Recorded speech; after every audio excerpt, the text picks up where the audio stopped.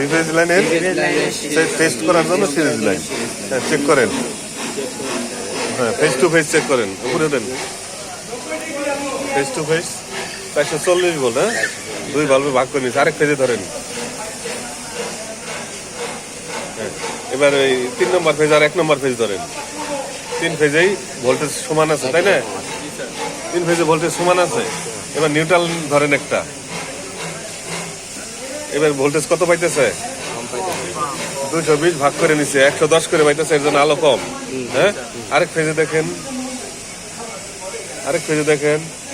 3 ফেজে আলো সমান দিতেছে, তার মানে আমাদের 3টা ফেজেই ঠিক আছে। বুঝতে পারছো না? ফেজে ফেজে ধরলে কত দেখায় আলো? কিরম হয়? ফুল আলো চলে। দেখাও, ফেজে ফেজে ফুল আলো।